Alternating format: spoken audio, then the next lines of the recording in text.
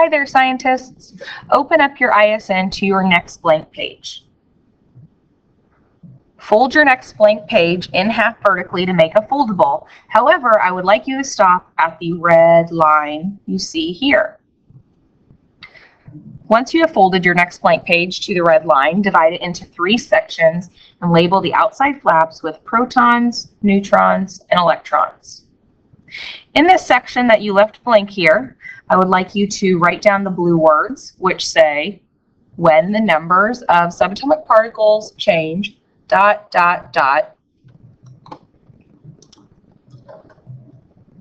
ahead and open the protons flap. When the numbers of protons change, the identity of the atom changes, and it becomes a different element. We discussed in class how the number of protons are the identity of an atom, kind of like DNA of humans, that it's specific to each one. So when you change the number of protons, that also changes the name of the element. The mass of the atom also changes. Protons have a mass of 1 AMU, so when you add mass or you take mass away by adding and subtracting protons, that's going to affect the mass of that atom. The charge of the atom also changes. Protons have a positive charge. If you add an extra proton to an atom, that will increase positive charge of that overall atom. Or if you take away a proton, that is going to change the overall charge of that atom to become negative. We will discuss that a little further down. Open up your neutrons flap. When the number of neutrons change, the mass of the atom changes. Neutrons, like our protons, have a mass of 1 AMU. So when we add or subtract neutrons, that overall mass of that atom is going to change. Atoms of the same element can have different numbers of neutrons. This is called an isotope. An isotope is an atom of the same element with different masses. Most elements have several isotopes. We are now going to hear from our friends Tim and Moby about isotopes. Hydrogen, helium, lithium, beryllium, boron, nitrogen. Oh, carbon. I would mess that one up. Dear Tim and Moby, how can 2 atoms of the same element have different numbers of neutrons? From Gabriella. Hello, good thing we've got the periodic table of elements handy. Let's look at an element as it's shown on this table. How about, though, say, chlorine? Cl is the symbol for chlorine. And this is its atomic number, the number of protons in its nucleus. The atomic number is what makes each element unique. Every chlorine atom in the universe has exactly 17 protons. One more or one less, and it becomes a different element with totally different properties. The number of neutrons, on the other hand, can vary. Oh, come on, it's not that big a deal. Unlike protons and electrons, neutrons have no charge. We know that opposite charges attract and like charges repel. So, ever wonder why all those protons in the nucleus clump together instead of flying apart? The answer is neutrons. Protons stick to them just enough to overcome all that positive charge. So you can think of neutrons as a kind of glue for the nucleus. But there's always more than one way to glue a bunch of protons together. Depending on how they randomly stack up, they might need more or fewer neutrons to keep them flying apart. That's why all elements naturally occur in isotopes, atoms with different numbers of neutrons. Chlorine has 2 natural isotopes, chlorine-35 with 18 neutrons, and chlorine-37 with 20. We identify them by their mass numbers, the sum of their protons and neutrons.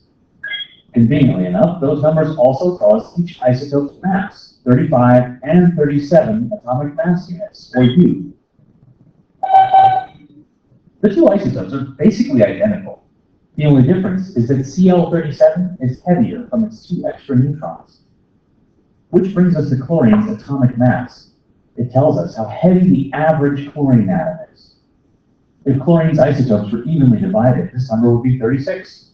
But Cl35 is way more common, so the average mass is closer to 35 cubic. Note, they're both stable isotopes, which means their nuclei never change. A Cl35 atom will always have 18 neutrons, and a Cl37 atom will always have 20. But some combinations of neutrons and protons are unstable. These isotopes are radioactive, which means their nuclei fall apart. Besides giving off a lot of energy, radioactive decay can change the number of neutrons in a nucleus. It can also change the number of protons, turning into a completely different substance. It's true, some forms of radiation are extremely dangerous, but unstable isotopes have important uses too. Carbon-14 helps us figure out the ages of fossils and ancient artifacts. Nuclear power plants use uranium-235 as fuel, and doctors use radiation to detect and treat diseases. So there you go, isotopes in a nutshell. Don't I get a break yet?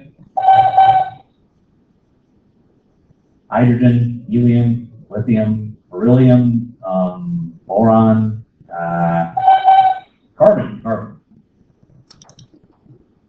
You can now flip over your electron flap.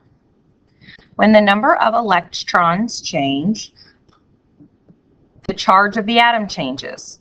The atom now becomes an ion, meaning that it is no longer a neutral atom.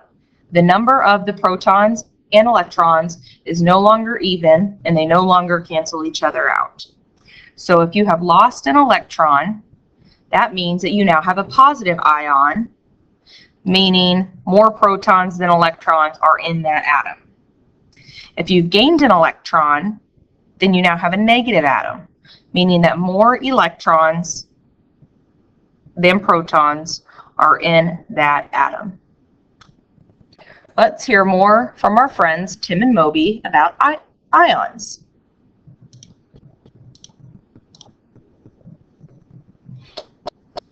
And there's never any salt.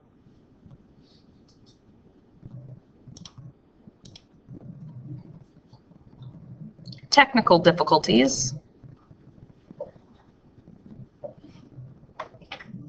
And there's never any salt. Here's Tim and Moby. I have to do a project about ions. Can you tell me about them? From Gateway. Hey there. An ion is an atom that has an electrical charge. Yeah, we should probably do a quick review of atoms. You probably know that atoms have a nucleus made up of neutrons and protons. Protons have a positive charge, and neutrons have no charge. For every proton, an atom has one electron, a negatively charged particle that orbits the nucleus. Because of the equal number of electrons and protons, atoms have no charge. The negative electrons and positive protons cancel each other out. But if an atom loses or gains an electron, that balance is lost, and the atom becomes a charged ion. Well, an atom's electrons orbit the nucleus in energy levels called shells. Each shell can hold a certain number of electrons, starting with 2 in the first shell, 8 in the second, and ending up with a maximum of 32 per shell. The outer electron shell is called the valence shell. Atoms like to have a full valence shell. So atoms with nearly empty valence shells will often give up their valence electrons between positively charged cations. Atoms with nearly full valence shells often take on extra electrons, becoming negatively charged anions. That's why atoms that like to lose electrons are said to have positive valence, and atoms that like to gain electrons have negative valence. On the periodic table, positive valence atoms tend to be grouped on the left. On the right side of the table, atoms tend to have a negative valence. Let's look at a specific example. Oh, deja vu. Anyway, sodium has 11 electrons, giving it 1 valence electron. It doesn't take much energy to knock off that lone electron, which means that there are a lot of positively charged sodium ions floating around. Chlorine has 17 electrons, with 7 valence electrons instead of a complete 8. So it likes to scoop up an extra electron, resulting in negative chlorine ions. Since the two ions have different charges, they're often drawn together, kind of like two poles of a magnet. Yep, they become the uncharged sodium chloride, table salt. The ionic bond holding salt together is pretty strong when it's on your table. But as soon as it's put into water, the electrical forces in the water dissolve the bond.